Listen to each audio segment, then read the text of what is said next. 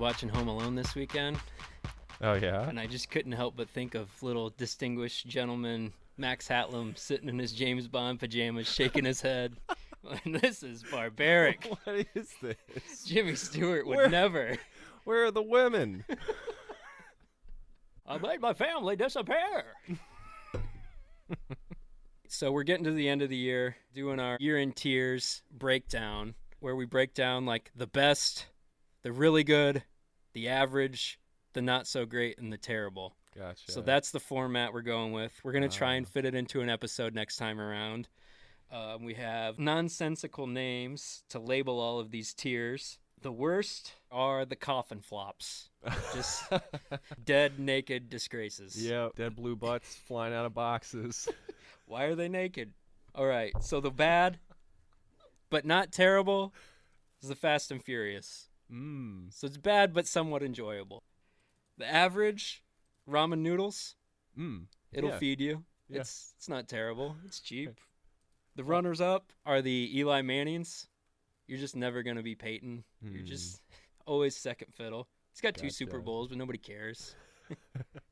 And then the best are the Hollywood handshakes. Sure. So, yeah, that's the top echelon, the best you can get. Okay. So we've been doing this blog style for like 2 years, the year in tears. So this is our 3rd edition. We're going to try and do an audio companion piece and somehow run through 114 albums and not bore you to death. I guess we'll start at the bottom. So I always like to preface it also with like, obviously, there's so much shit out there. Just because this is the worst album on this list, there's probably way worse shit that neither of us will ever find or care about to listen to. But I feel like it's a little disingenuous to just never talk about the bad shit. Like all these top 50 lists come out and it's all just glowing and nobody ever talks about the bad shit. They just want to gloss over it. And there's too much of that. We got to dive into what makes these terrible, embarrassing coffin flops and what happened, what went wrong. I mean, it only makes the good stuff richer, right? Right. But yeah, worst of the year, Parquet Courts. That took the spot. Like, this album is just dead on the vine. It goes nowhere. And it's such a fucking bummer. It feels like there's a lot of the post-punk revivalist movement. I don't know. I guess it's been going since like 2014, 2015 with like Ice Age and Proto Martyr and stuff like that. Sure. And it feels like there's so many of these bands that don't know where to go and they just get slow and like want to be jazzy, and it just ends up super boring. Like, I miss the urgency. I miss the weird time signatures that make it fun. And yeah, absolutely. This was the biggest offender for me. I did see it made Barack Obama's year-end playlist. Yeah. There's no way he listened to that. That was somebody on his team, like, I know. Put something obscure from Spin on here so I look like I relate to young people. Yeah. That was quite the list coming from Barack. But I mean, up until October, it was far and away the Foo Fighters. Like, that was going to be my worst of the year. Oh, that really? That record was so bad. Yeah, where they tried the whole dance rock pivot. Is that what it was? I couldn't get a read on it. I started listening to it and got through a few songs, and then I decided I just wasn't going to listen to a song if I didn't like it. I was just going to kind of treat it like any other album as opposed to something I was like studying. Yeah. And I ended up skipping every song. Yeah, I was going to say, you didn't listen to much, did you? Yeah, I listened to half of every song, which maybe isn't being fair, but I mean, if it makes you want to skip every song, then what's going on here? Yeah, that was a bad progression. I like the Foo Fighters, you right. know? Like, I'm definitely a fan of them. I can't remember which album it was that I got into by them. Echoes, Silence. Is it that one? I think that was their Grammy winner. Okay. With, the best. You know what I'm talking about? Is that a song? It was the best. The best. Yeah. I was pretty into that one. Yeah. I like that. And then, stray songs from other records for sure. But yeah, no, I don't know. I didn't like this new record. I feel like there's a lot of bands trying to do that pivot to like dance rock because guitar fronted stuff isn't really popular in mainstream right now. Right. And yeah. The only person I've seen do it successfully so far has been Foxing with Nearer My God, and that was really, really well done. But like down a little further on our list, not quite the coffin flops, the bottom tier, but in the Fast and Furious, skipping ahead, Citizen tried to do it, and they we did a really bad job. I was wondering if they came to mind when you were mentioning Yeah. like pivot to bad dance rock. This type of stuff is obviously supposed to be like catchy, but I didn't feel like any of the melodies were particularly strong. No, I feel like people just play it off like if we give the effort to go into poppy, catchy Yeah. territory, that's good enough. People will respect that. I don't think they necessarily show the proper respect for what they're trying to tackle, and the people who do it on the regular thinking they can just jump in and like put on a costume and this is who we are now. Yeah, I think that you can hear the pivot in the sound where there's kind of this indecision of like, do we fully do this or do Yeah. we like, because we still want the other fans to like us, Right. you know? You can't really hesitate with a jump that drastic. Right. And honestly, like I'm just not particularly a fan of dance beats with crunchy guitar. Yeah, it's That's tough to pull off. that's Yeah. some yeah. It's got to be That's clean almost. yeah. Limp Bizkit did it back in the day, though. I mean, they make their old stuff look really good if you listen to their new record. That look on your face tells me you did not listen to any Limp Bizkit. Oh, I listened to Still Sucks. Oh, you did? I did. Yes. And yes, they still suck. Fitting title, yeah. Yeah. Yeah, that was really bad. I don't know who this is for. Like, do their fans? Is this all it takes at this point? Is I like don't this know. little effort? It's like, yeah, we're back. We're a joke. We know it. Buy our record. Like, it doesn't make sense. Like, you ironically producing new music. What is this? Yeah. It felt like the guitar player only played like a couple notes and then just Yeah. made the producer work with that for the whole album. That was number 113. Second worst. Third worst was Lana Del Rey. She's just gotten so fucking boring. I didn't get a chance to listen to that record, but you seem pretty down on her lately. You want her Yeah. to join a metal band. I did. I want her to join Queens of the Stone Age. Yeah. It's just boring. Like, it's not even that I liked Ultraviolence all that well, which is like her second major label album, Okay. but it just sounds so much better produced compared to this stuff where it's almost just like sleepy spoken word poetry over like a clean electric guitar. Like, it's just really, really bad. That was kind of a theme I noticed this year where it felt like we were expecting all these big, powerful female pop voices to take over, and they all just kind of hit like a wet turd. Like, none of them. Yeah, I was going to say what you were saying about that album it echoes my feelings on some that are a bit higher on the list, at least. Like Billie Eilish, Adele, That's Lorde. that's pretty far down for us too. Yeah, she's in the worst. Billie Eilish. Did you like her first record? I haven't really gotten around to Billie Eilish. I know it's been a long time at this point. It's one of those things where I was working at a high school when she got really big. Oh yeah, And so yeah. that was all I heard about was Billie Eilish. Yeah. I was like, this is not the time to check this out because Right. I'm too kind of wrapped up in the So you're gonna taint your expectations. Yeah. So I wanted to wait and give her a fair chance. And the songs I've listened to more recently, I got to say I'm just kind of underwhelmed by it. Yeah. Happier Than Ever, the songs I've heard off of it. Like I appreciate the kind of shifts in style that occur during some of the songs and Yeah. throughout the record. Like that stuff is fun. Yeah, the title track has a big shift where it's super soft and then it gets Yeah. real angsty at the end, which is Yeah. cool, but Mm-hmm. I mean, it's buried in that fucking album where you got to sit through so many sleepy ballads. Oh, okay. Where her brother was a really cool producer on her first record. It has this dance pop feel to it, and this one is just like ballad after ballad after ballad. Did he produce this one as well? I believe so. Okay. But yeah, I mean, they cleaned up at the Grammys with that first record, and this one, yeah, I'm surprised it's not getting more flack for being kind of a disappointment. You also mentioned Lorde. Yeah. I wasn't super impressed with Solar Power. I mean, it's good. It's not bad to Yeah. me, but it's like feels like stuff is missing from Yeah. it. I think she's doing a good job. Like her voice is great. And some of the harmonies are really nice and lush, but like production wise, I felt like there were parts that just seemed like there should be a lead or something. There should be another instrument playing or maybe some more percussion going on. Yeah. Um It felt really flat. Just Yeah. there wasn't a lot of depth to it, and yeah.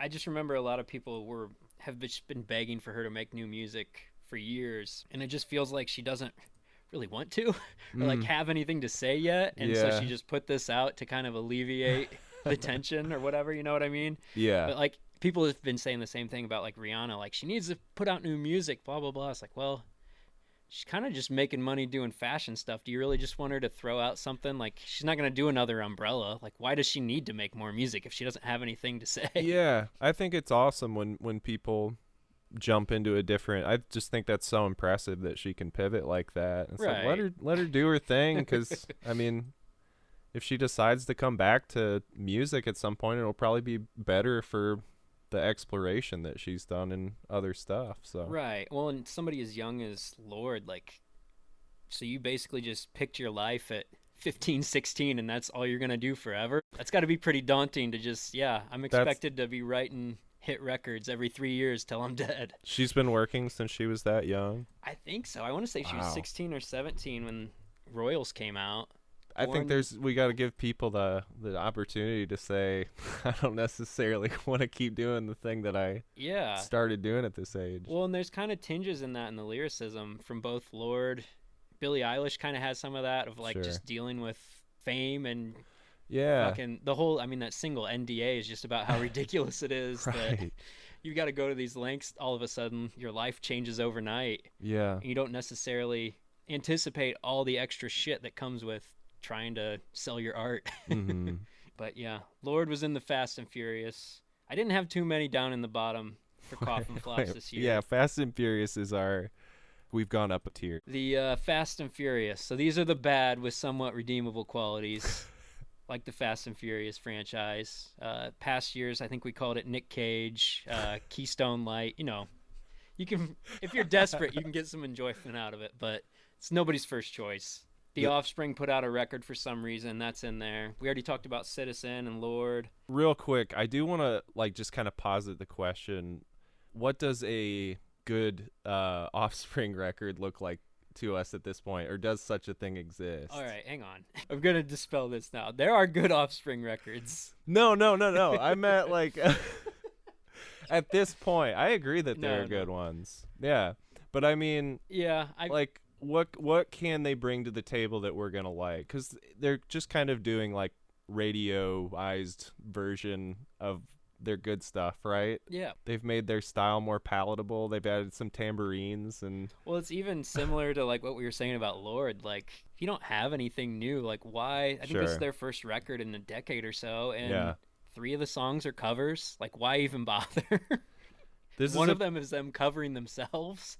It's very hard to progress into aging punk. I mean, they've already conquered like radio rock. They've done the whole crossover thing. So what is there Yeah. left? Like mainstream know. rock isn't even popular anymore. Like if they had a big song, it would right.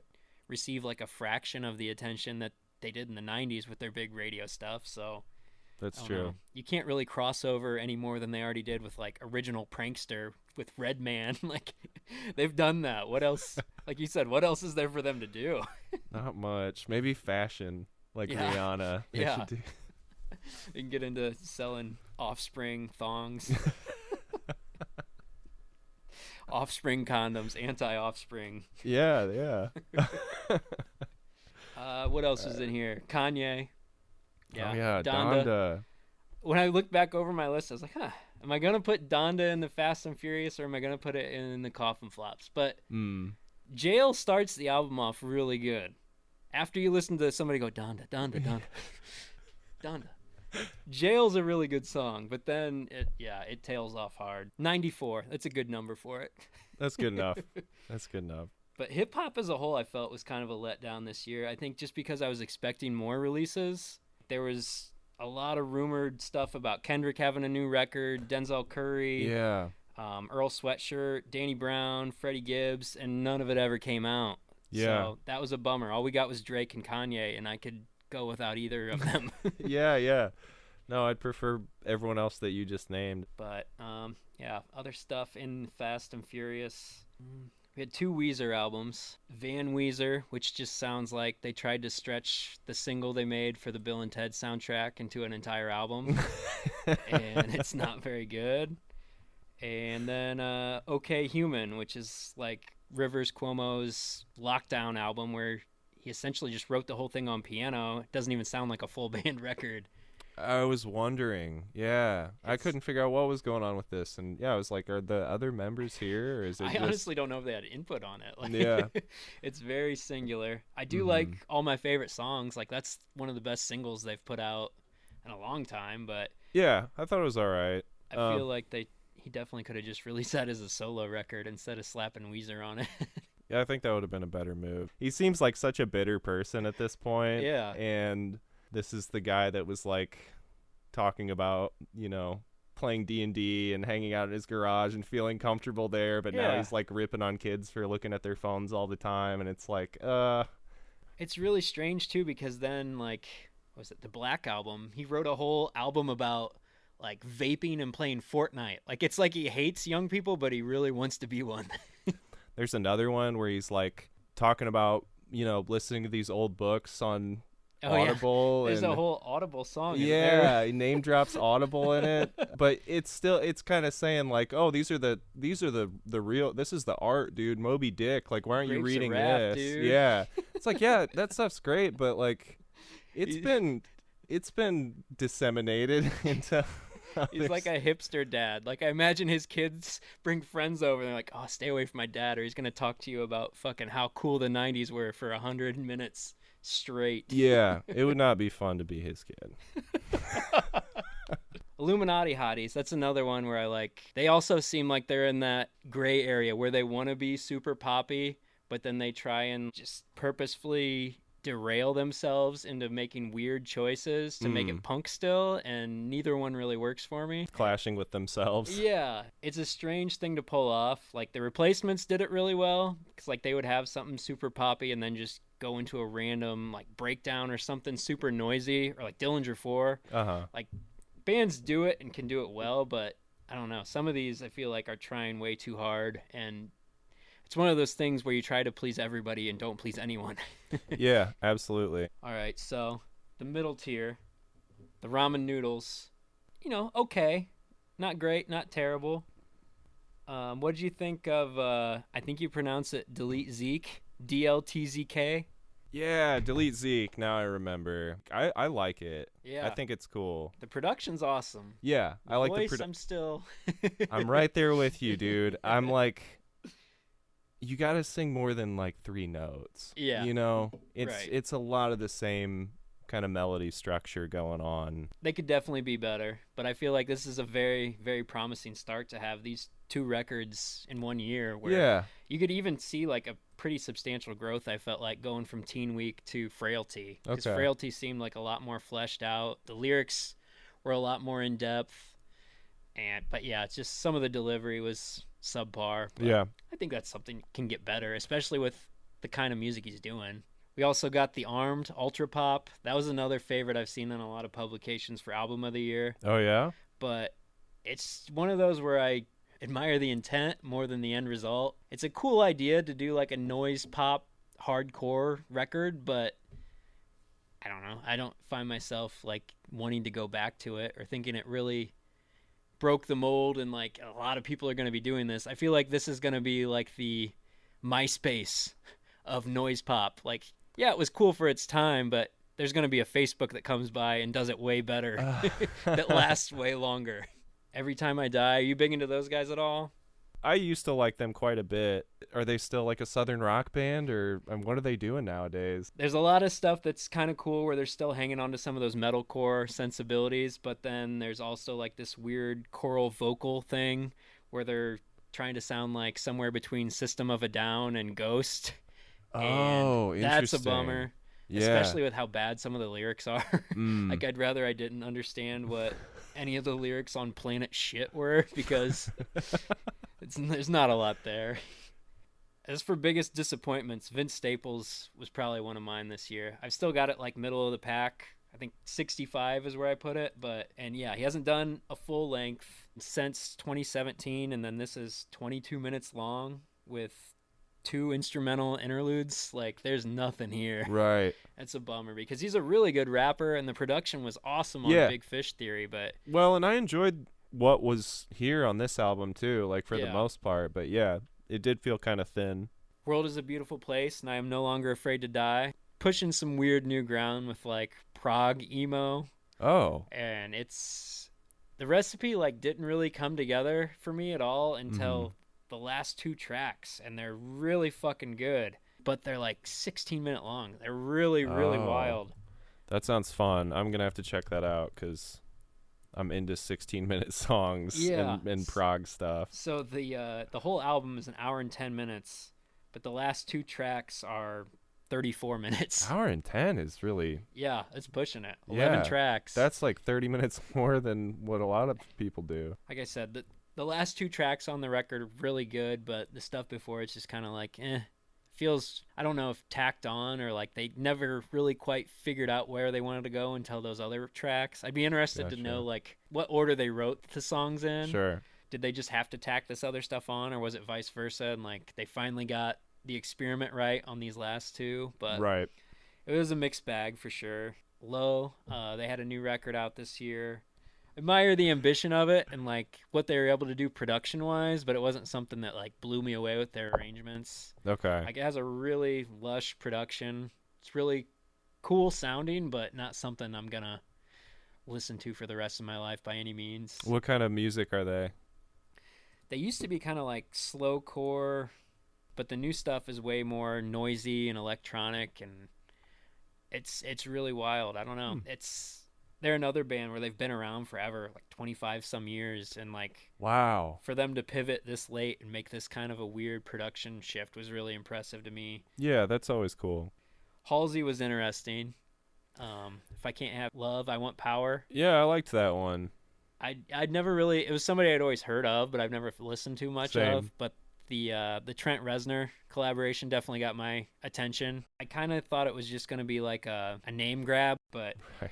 just from the first track, you can definitely tell his involvement was way more involved than that. Yeah. At least in the first few tracks, it kind of wears off at the end, but Yeah, there were a few that felt a little empty, yeah. but overall, yeah, man. JPEG Mafia reminded me a little bit of that Delete Zeke, where the production was really fucking good, but Yeah. as an MC, I still kind of want more. It even pointed it out like so obvious when he's got Bald remix on the end of his album, Uh-huh. where you already heard his version with his verses on it, but then he brings in Denzel Curry to do like the same exact song with his verses on it. Right. And it just hits so much harder, where I was like, man, I wish you would kind of just take a back seat and produce an album and just have a bunch of features, almost like a Dr. Dre, The Chronic. You know? Yeah, I would totally agree with that because his production is fantastic. I mean, Yeah.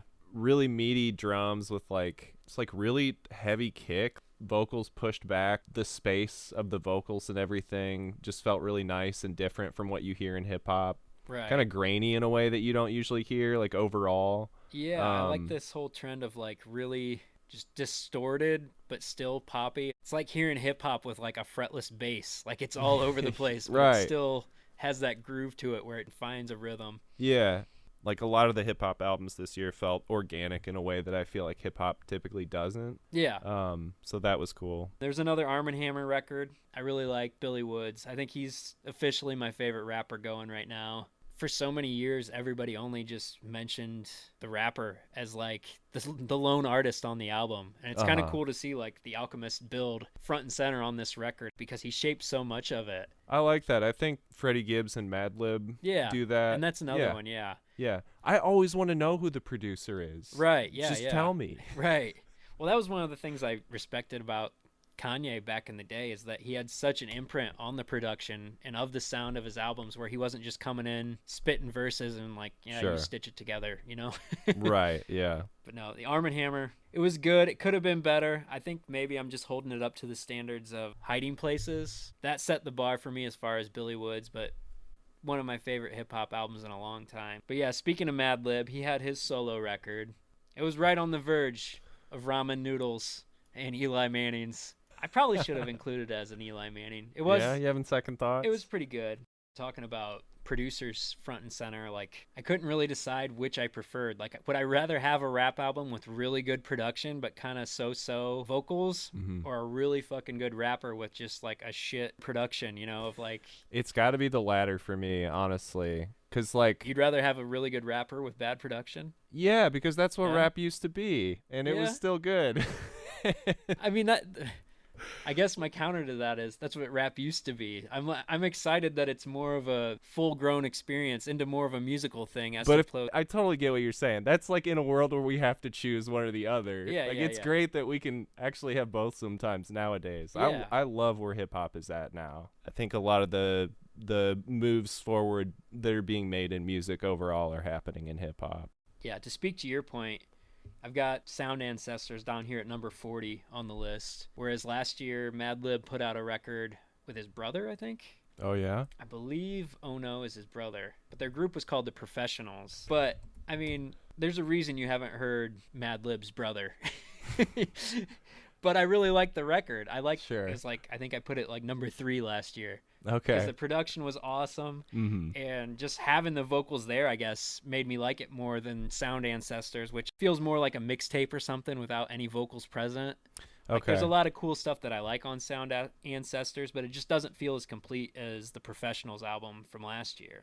So the Eli Mannings, the Little Brothers, the runner-ups. I got Turnstile right out of the gate. Everybody has this as album of the year. Oh really? Damn. The Alternative, Pitchfork, Spin. Everybody loves this record. Yeah, we talked about this a little bit earlier and kind of have a similar consensus of all of our friends are really into this band, and I'm not sure what's there that everyone is so interested in. It's fine. I do admire the fact that their last 2 records, they were pretty much just straightforward hardcore punk, like a Good Riddance, just power chord in your face, couple breakdowns. And this one pivots a little bit and does some weird stuff with like dream pop. They don't go full shoegaze, thank God, but like it's a little different, but I don't know that it's great either. There's, like, I don't know, just some of the vocal melodies and stuff, like some of the genre blending stuff is cool and inventive, but other times I feel like I'm just listening to fucking POD. Like, Yeah. See, it doesn't that's make sense. right. And that's the part that doesn't work for me is like I don't want to dog on people trying to do cool Right. stuff like Yeah. and be creative, but like yeah, for some reason that blend just did not work for me. Sorry to all my friends. I'm just a little surprised they've been like overnight anointed as like, yep, these are the best guys going, and I'm like, what? Well, because I got the impression that it was like, I mean, because when they were shown to me, it was like, oh, this band's okay, this is Yeah. what I've been listening to because there aren't other good like punk Yeah. bands that I'm into right now. Look, people still make punk music. Look at this guy. Yeah, right. I bet people mosh to this. Yeah, that's kind of how it felt when they showed it to me. Japanese Breakfast was another big one. Got a lot of fucking accolade. I think she's nominated for a Grammy. Yeah, she's fucking cool. I got distracted because when I was getting into this, I saw that she did the soundtrack for this game that came out this year called Sable. Oh, yeah, yeah.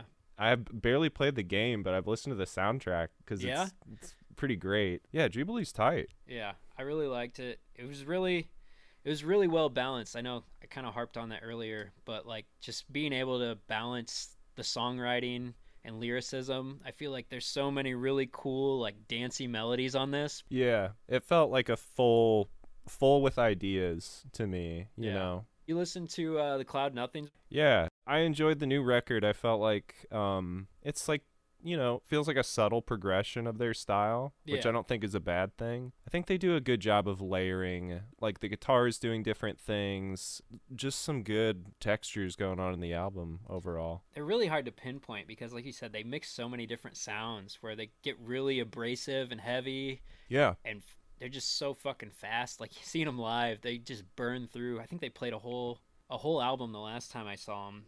They played That's Last awesome. Building Burning front to back, which is a 35-minute album. They played the entire thing front to back, and then they played like Stay Useless and all the big songs after that. Like, it was Wow. just nuts. But yeah, their drummer's insane to watch live, and their output's crazy. So last year they started a subscription service where you could get new songs for them every month. I think it was 4 songs, What? and they did it for a full year. There's 12 of them Dang. on top of the album they already recorded, which The Black Hole Understands. That was really fucking good. I think I was number 2 last year.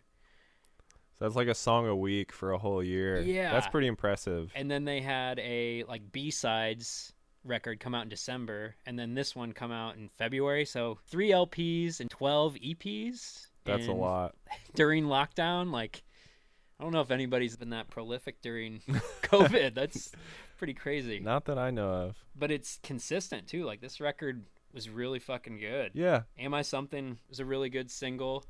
Yeah. Every song felt solid to me. It was fun. So last time you mentioned you really like Black Midi. Were you Yeah. disappointed they were so low? Your No. 23 feel about right? Again, it's one of those things where I feel like I'm so focused on the instrumentation. I don't know what I get why it is where it is, but it's still higher for me. It's the only one this year that I'm like jealous of. Like there's riffs where I'm like, I want that on my fucking album, you know. But that's such a specific thing. Again, like that's what I totally get it, because it's like it's just so up my fucking alley. It feels so unique to me. Is it the vocals that turn you off, or what is it that puts them down from the top tier? So again, they're Eli Manning. They're good. Eli's got some rings. I know. But but yeah, I think the vocals mixed with, again, I just have this reluctance for all these post-punk bands just going slower. John L., the opening tracks like have really cool energy and I really like it. But then it feels like the latter half of the record just really slows down and it's kind of moseys along. It has some cool stuff. And that's not to say I don't like slow songs. There's plenty of post-punk stuff that's slow that I like. Like I mentioned earlier, Aught, a lot of their stuff slow. It's really fucking good. But just comparing it to their last record, that was just so fast and so frenetic and relentless. Yeah, for sure. And that's fair. I think that was another thing where the faster it was and the louder it was, the more it kind of camouflaged his lyrics, whereas the slower it is, the more kind of naked and out in front they are. Okay. Not even necessarily the lyrics, just kind of the delivery of kind of the like weird, goofy drunk guy. Uh-huh. I don't know. Yeah. That's the baby. That's my explanation. That's why I don't like it. The baby. But fair enough. I mean, I also appreciate how good they are at making really fucking different and intricate music. Yeah. And still making it super catchy. Like yeah. That was what I mentioned in a little blurb on the blog about it. Like it reminds me a lot of King Crimson in that way, where it's super progressive, but it's still like something you're gonna be humming the second you turn it off. It's not like something that's just got the weirdest fucking time signature that everybody at the show can't even bob their head to it because they're off time. No, it finds a good middle ground there, which I think all the best progressive music does. So speaking of progressive, so number 20, Colors 2, Between the Buried and Me. Yeah, okay. I like parts of it. I don't know. There's something a little funky about being a prog band and like wanting to push all these boundaries, but we're going to make a sequel to an album we already did and try and emulate all these avenues we already traveled. That's kind of the problem with prog in general, isn't it? Yeah. That like it became defined as like a certain type of sound. Right. When it's like, well, how can it be? Right. If everything's counterculture, aren't you just the culture? Right. But yeah, I mean, it's fun. Have you been with this band for a while? Yeah, for sure. They were, I think the wave of Christian metalcore in Indiana turned me off to metal and hardcore for a long time. Uh-huh. And where I just, if it was yelling, I automatically wrote it off. Oh, really? And okay. then I got really into Horse the Band because of the Nintendo Core stuff. That was like my entry point. And then Horse the Band played a show with Between the Buried and Me, and they just fucking blew me away. That was like, there was a crack in the dam with Horse the Band, and then once I heard Between the Buried and Me, that just opened the floodgates where I was listening to all kinds of metal stuff. And was that around the same time? That would have been like when they were playing Alaska? Yeah. Okay. Alaska and The First Colors. I mean, those are great fucking records. Yeah. And this one, I mean, it's good, but it's not on the same level as that. And I mean, it doesn't necessarily have to be. It's a lot better than, like you said, a lot of punk or metal bands age into. This is a lot more respectable to have on your resume 10 years deep. For sure. Yeah. No, it's fun. You know, they bounce around. It's like them proving that they can play every fucking genre. Yeah. The musicianship is worth checking out. One of the hip-hop albums I did get really into was McKinley Dixon, For My Mama and Anyone Who Looked Like Her.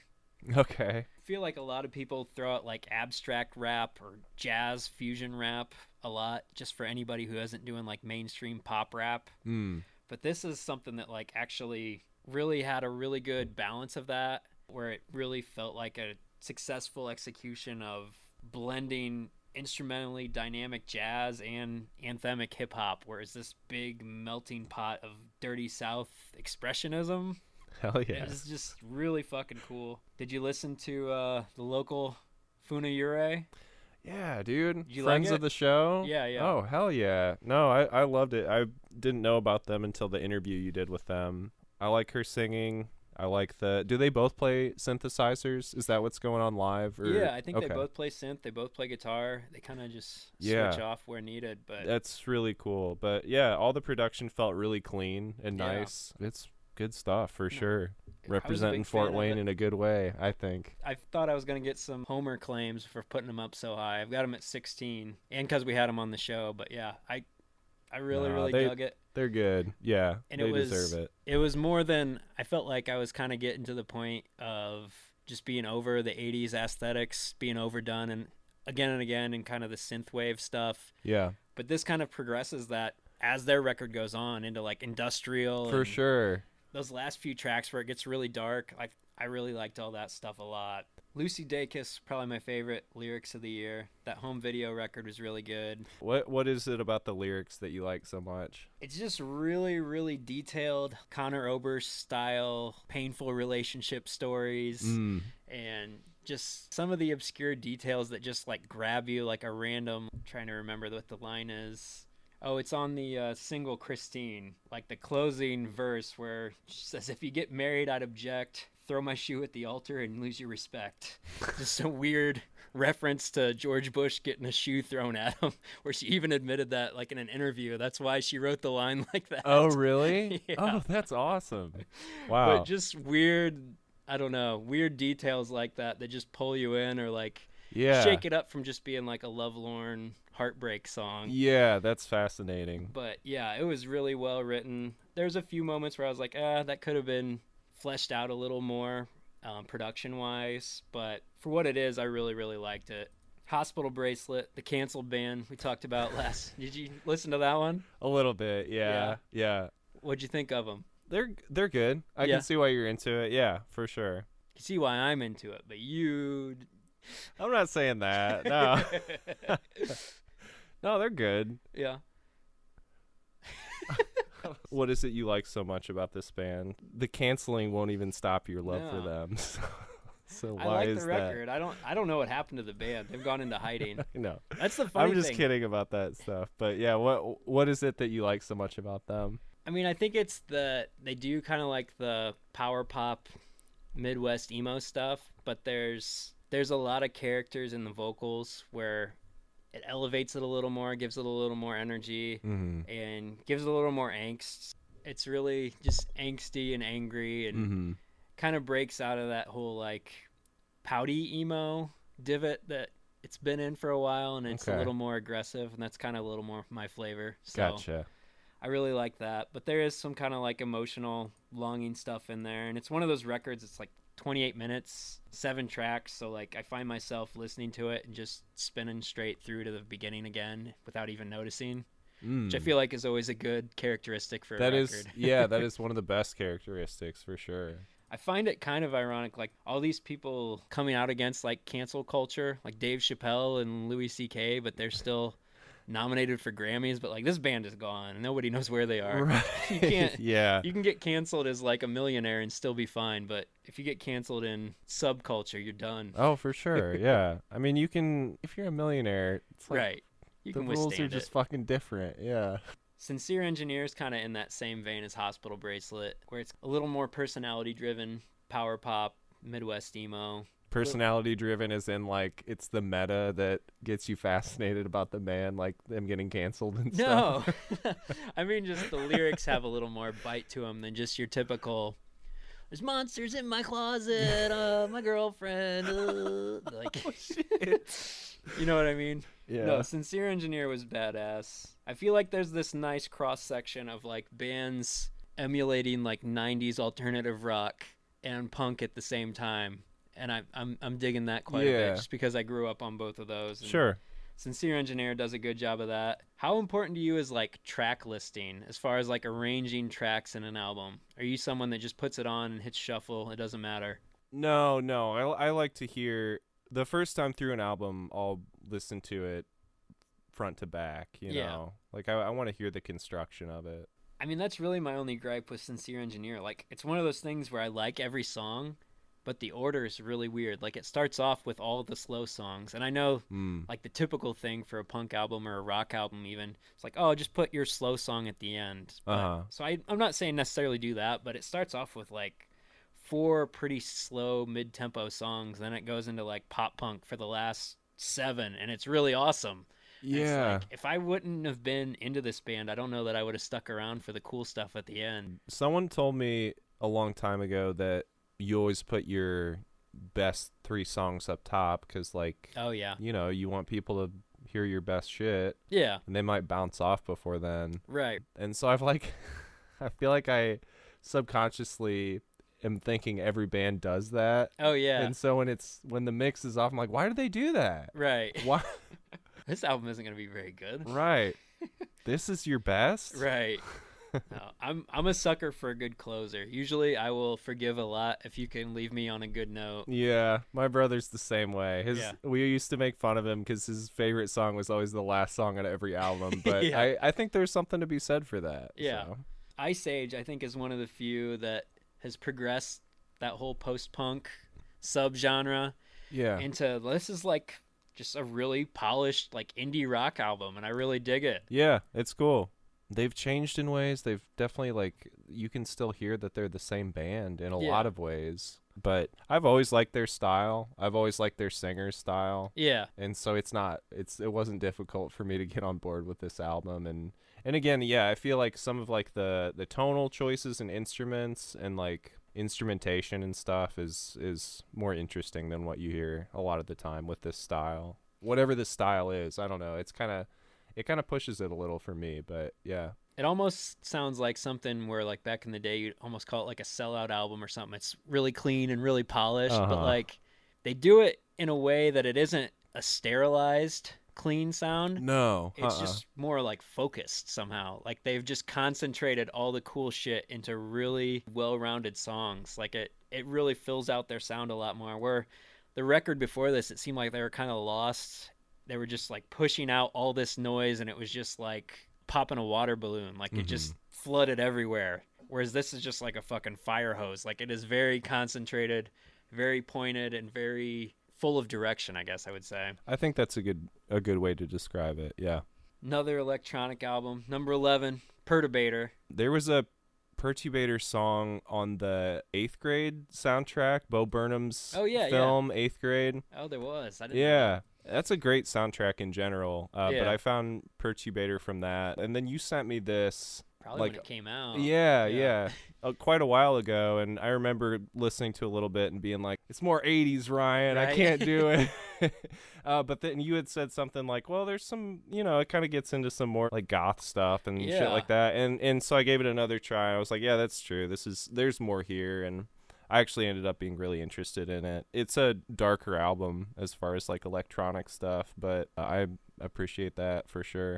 It was cool. I felt it had a lot more textures and a lot more originality than like their first records, where it's like, okay, I get what you're doing here, but like, how long is this gonna last? This feels like almost like a fresh start of like a new chapter, like very, very different. Stands on its own a bit more. Definitely, yeah. And I think sonically, the darker flavors, I guess, help that a lot. But I also like the integration of lyrics a lot and having the vocals in there. I thought that was really cool. Yeah.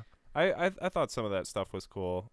I could go either way on it, but yeah, I mean the synth tones and stuff, like some fat ass basses and shit. Yeah, like, that stuff is well crafted. No, I really like that.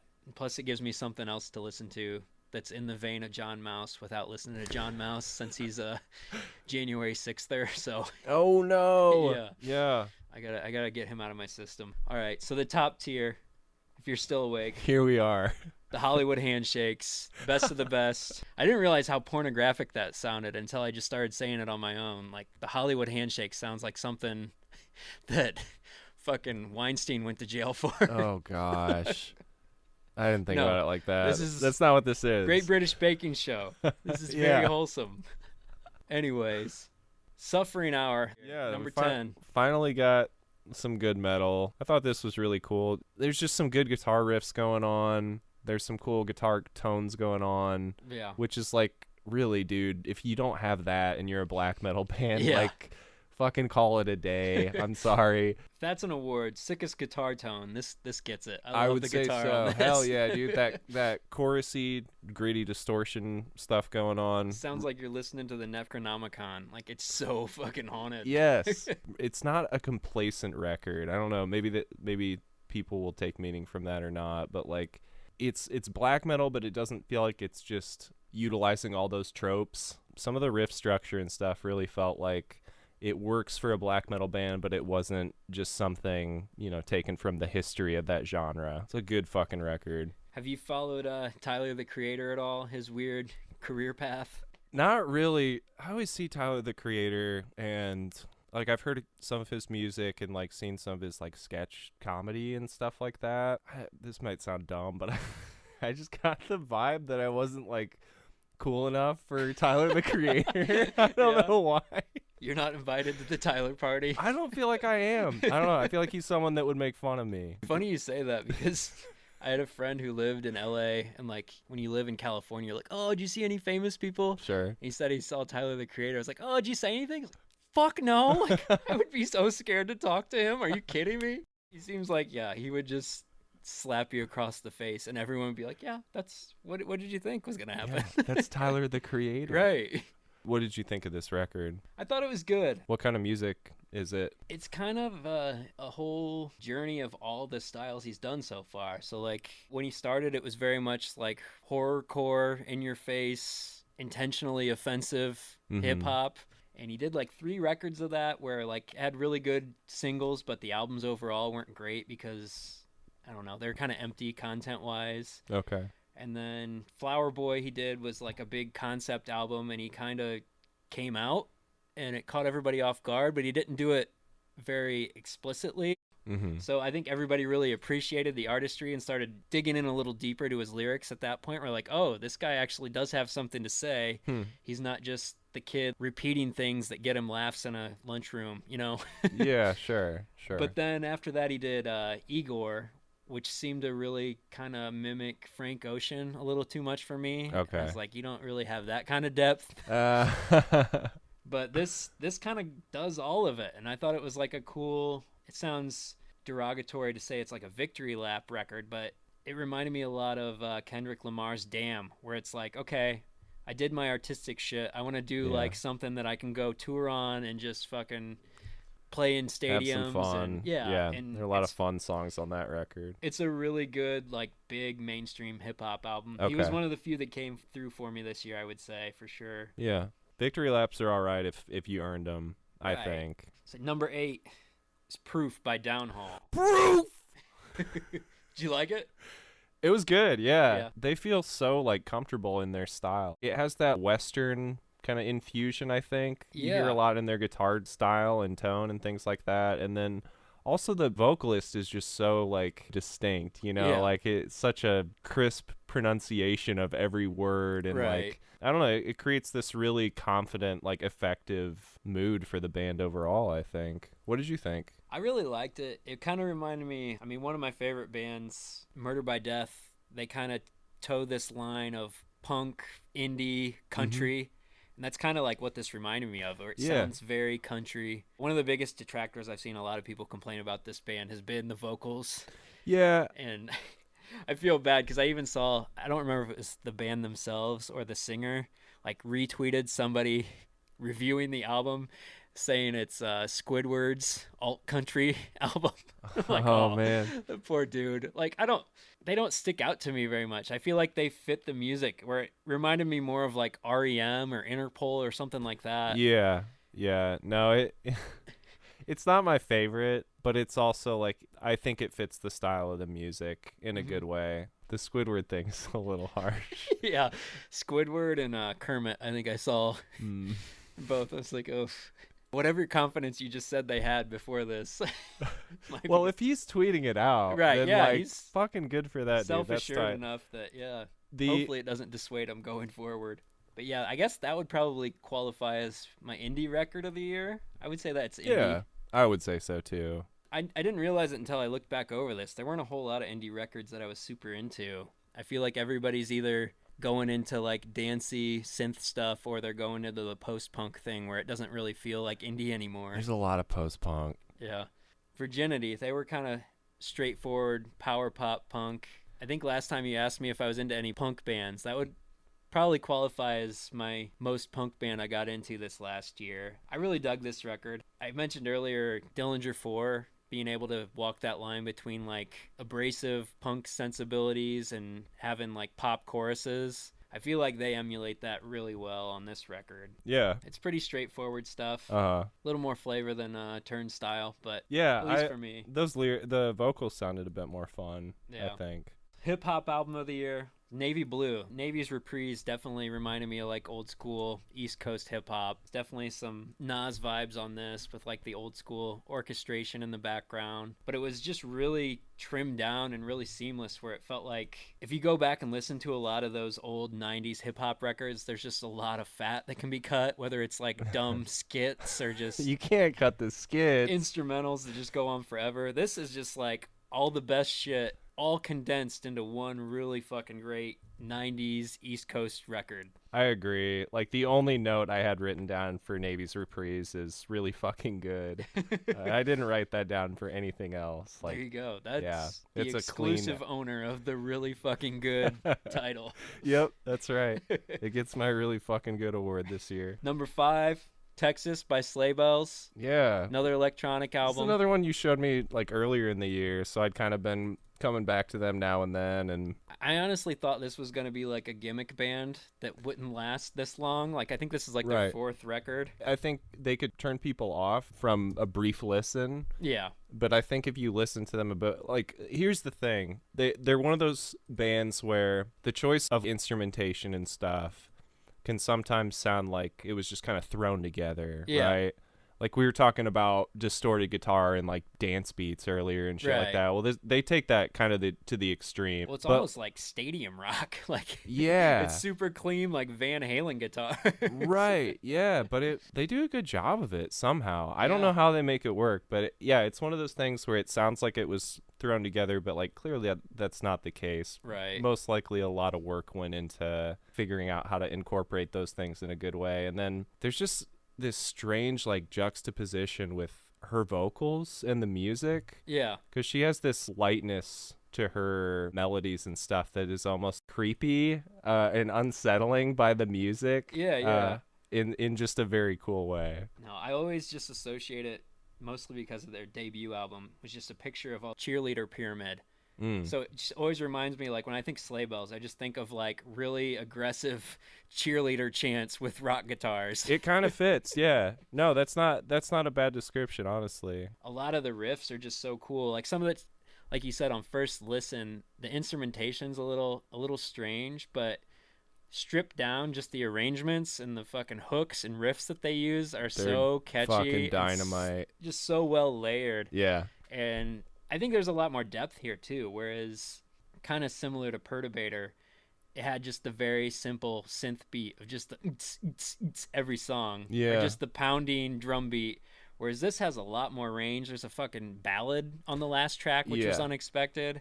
And yeah, I didn't expect this kind of depth from them. Yeah, it definitely blew my expectations out of the water. Number 4, oh hell one yeah, we talked about last time, Blood Moon. Is 4 too high even? No, I think 4 is all right. Yeah.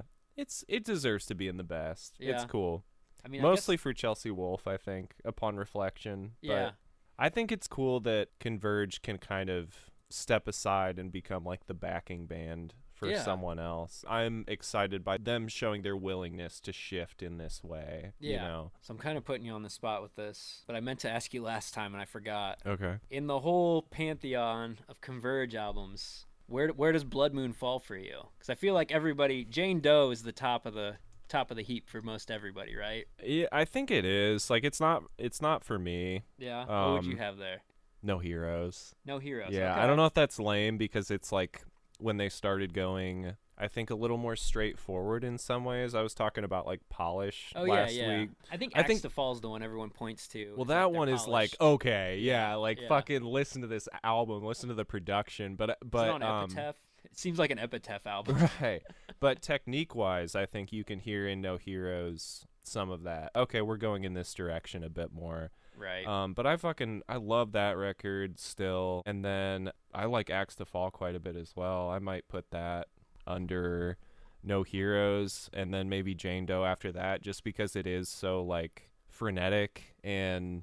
It came out in 2001. I That's know, insane. yeah, and there's just so much. There's so many ideas on that record. Like you have to give it credit for that.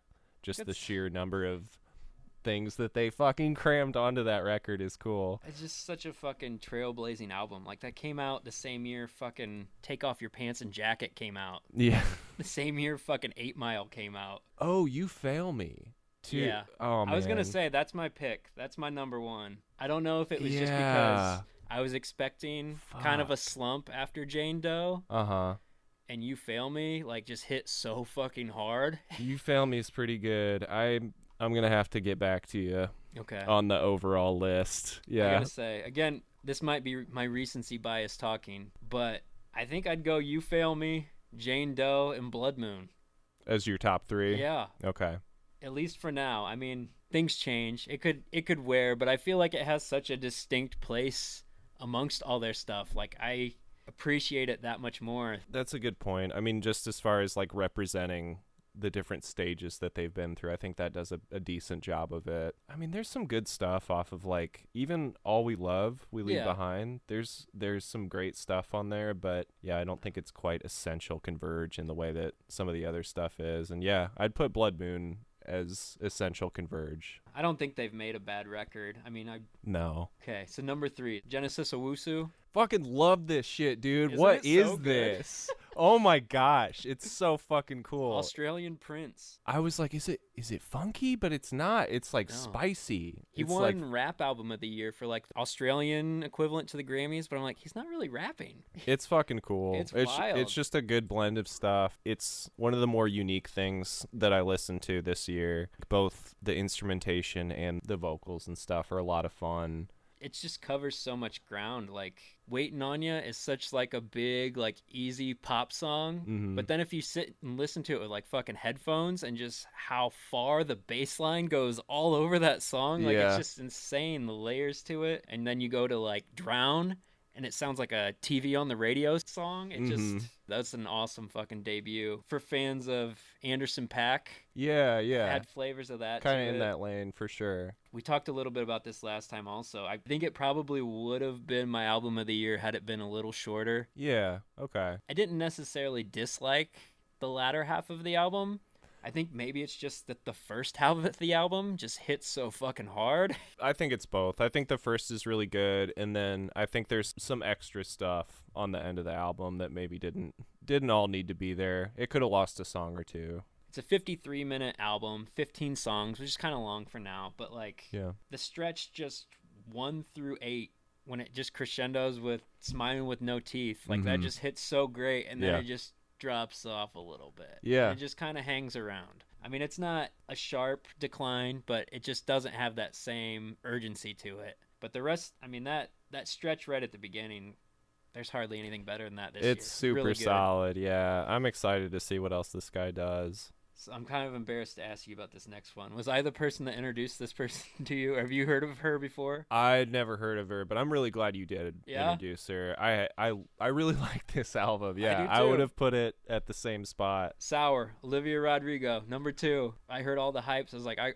got to check it out. But yeah, Mhm. she's an incredible songwriter. I would Yeah. never know this is a fucking Disney Channel prodigy from High School Musical. Like, Is that what's going on here? Yeah. Oh my gosh. she's TikTok famous. I mean, I knew she was super young, and part of that is just like no one writes a love song like a fucking teenager. right, yeah. It's just solid fucking breakup songs for like so much of the album. Well, yeah, that's all it is. And still, yeah. like, it's so Yeah. well rounded that, like, No, I can't even honestly- be mad at it. Yeah, no, honestly, the parts where it was dipping out of that, I was like, no, I want Go back to the heartbreak. Yeah, I want to hear, how do you have this many feelings about it?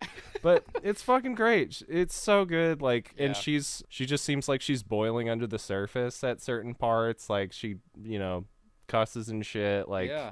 At gets... least, Disney's not putting the reins on her. She can go do her thing. No, yeah. It's really cool. I was surprised. It reminded me a lot of Lizzo, kind of in that way, where like if you look at it just thematically, it's very similar the whole album through, but there's so much perspective and depth with each song that you can't really get mad at it. Like, it's just nailed so well. Do you have a favorite track? I'm not good with song names and stuff. Yeah. What about you? I don't know if I can pick one. I like Brutal. That was a good opener. It has that alleged Elvis Costello riff. There's a lot of really cool stuff. I think what is that alleged Elvis Costello riff?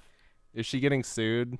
Yeah, that's Oh my gosh, dude. I'm just bringing you into all this teen drama now. She's getting sued by everybody. Not Elvis Costello though. Elvis Costello came out and said that's dumb. Like, good for him. He's right. It is dumb. Yeah. You don't own music. No, she didn't outright get sued, but after her album had been out for 3-4 months, all of a sudden Paramore and Taylor Swift got songwriting credits on her songs. Oh my gosh. Yeah.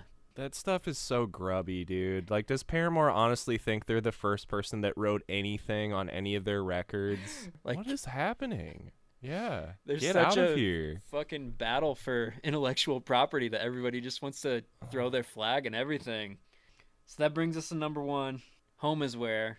Another debut. Fucking short. 6 tracks. And it's insane. I've listened to this album so many times, and it's one that you just pick apart things and find new things every time you listen to it. Yeah. It's just so well layered and so abstract almost, with all the different places it reaches from, with this Americana feel of harmonica and Jeff Magnum vocals of like Neutral Milk Hotel, but then post-hardcore breakdowns. And yeah, it gets pretty heavy at certain points. I really, really dug it. I'm really excited about this band.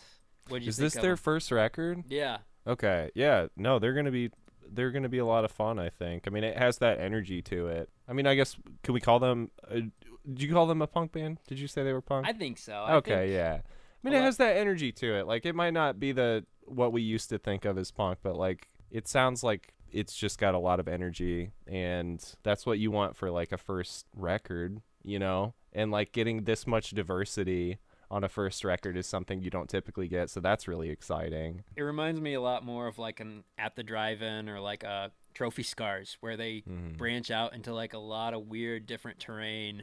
Yeah. And so I feel like the emo tag is a little reductive, but yeah, I definitely dug it a lot. It's probably my most listened to. Well, I think Spotify said Bo Burnham, but I didn't know if that qualified. This is album of the year since it's technically a soundtrack. What? Did you take him out? I thought he was here earlier. No, I didn't have him. Are you serious? Yeah, should we have put him in?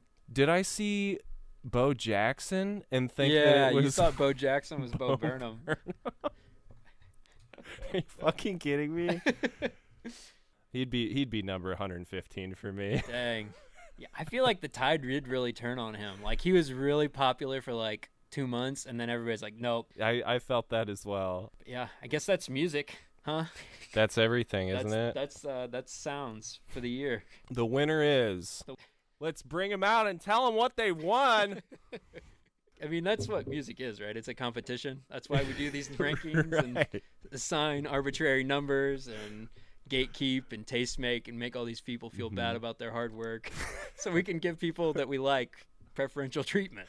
That's why we do this. That's why we're in this business. Listen, there has to be some way of it's not like sports. It's easy with sports to score things. Yeah. We have to make up our own systems. Anybody can run a fucking scoreboard. Those judges in the Olympics takes years. Listen, Little Miss America pageants. Olivia Rodrigo is shooting threes from like 10 feet behind the 3-point line. All right. She's from the logo. She's on the 5-point square from a Harlem Globetrotters game. All right. So did you watch anything? I guess we'll cover a little bit of movies. We're probably running long here, but I don't think I've watched any movies recently. I dug into the new Witcher season. Oh yeah. Yeah. You into that at all? I can't get into that like time period.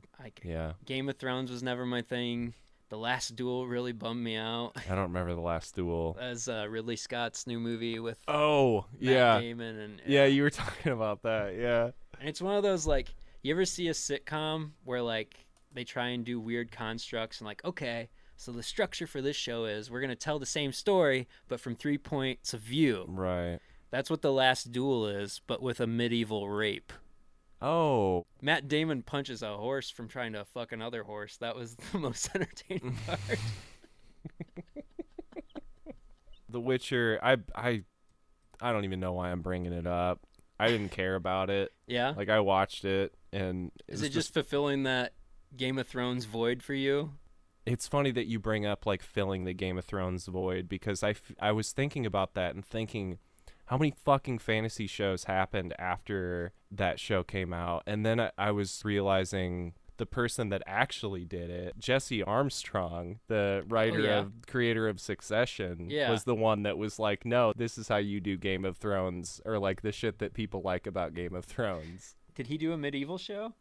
No, I'm saying Succession is the thing, the thing that has come closest to scratching the Game of Thrones itch. Yeah. Because it's like watching Game of Thrones if it just like focused on the worst family in that show, like the Lannisters. They were all super entertaining characters. Yeah. And yeah, Succession is like just getting to watch them basically. So I did finish that recently, and that was great. It's been a while since I saw the first 2 seasons, but I feel like this was the one where it kind of clicked. The show's overall theme, where I got like where they were going, and just kind of this late capitalism rot that just makes all these people fucking miserable and sacrifice everything about themselves just for money and power, and they're all just so fucking pathetic. Yeah. And I saw a lot of the cast got kind of upset because people were framing it and saying, is this a comedy? Because there are so many just laugh out loud moments, like especially just fucking Greg and Tom, like those two kill me every time. Oh yeah, that it's fucking great. But it's so strange that like you can sit there and just laugh at these people. That birthday episode where Kendall's celebrating his 40th birthday and he spends all this money for these ridiculous recreations of like his childhood treehouse, and then he realizes like the only reason his family is at this party for him is to make a deal, like they don't want anything to do with him. Yep. And he doesn't know any of these people at his birthday party. It's just profoundly sad but also hilarious. Yeah. It's so weird. It is such a strange blend of tones. Like, I don't know how they achieve it, but it's funny how much it seems like an ongoing debate of like whether the show is a comedy or a tragedy. Yeah. You know? Which I think is, it just speaks to the overall tone of the show. I mean, before we started, I was saying it's like a jazz chord. It has all these different fucking upper extensions in it that, like, you know, you can't quite identify like perfectly and categorize, but like it's just adding this different color to it that's just incredible. Well, and it's funny because like the cultural zeitgeist is just so spread out into all these different directions. It's not like everybody's like going home to watch I Love Lucy or like the same big sitcoms that everybody just loves. Yeah. Instead, the only way you can get people to agree on something is just hatred. Like, nobody loves Kanye. Everybody agrees they hate them. Nobody likes the Kardashians. Everybody hates them together. It's what unifies us. And, like, Succession does that. We all just love to watch this terrible family out to just destroy each other for their own personal gain. Yeah. It's almost like a Greek tragedy of the fall of this empire. In a lot of ways, yeah. I don't know what it is for me, whether it's a comedy or drama. I'm not sure why I watch it. Like, I think it's for both. So no, I think it's a lot of my favorite stuff kind of paints outside the lines, like Paul Thomas Anderson's movies, like Boogie Nights has fucking hilarious moments, but then it has really dark fucking violent moments. Right. And it's not just a one note thing where it's just comedy all the time with a laugh track, you know? Yeah. And I feel like it reminds me a lot of The Sopranos in that way, where like The Sopranos had so many just genuinely funny moments, but it's not a comedy by any means. No, I feel like we're just fascinated by the stuff that we can't categorize or quite understand. You know? I mean, it kind of goes back to the music stuff too. Like, once you get the formula of like, okay, everybody's gonna shift from shoegaze to post-punk, and now everybody's been beating the post-punk horse into the ground for a few years, and you see the formula, you see the code, and it's like, okay, what's next? Right. Yeah, exactly, dude. I was thinking about that. I was like, this is kind of the same thing we were saying about music, is if you can color outside the lines a little bit, then you'll end up with something better.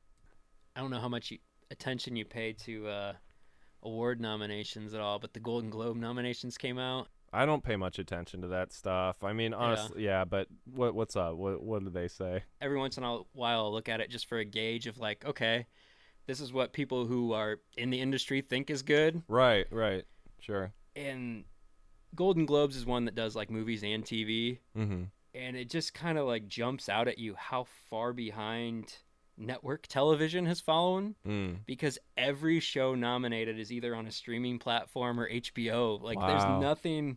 How are they so bad at putting stuff on regular channels? I don't understand.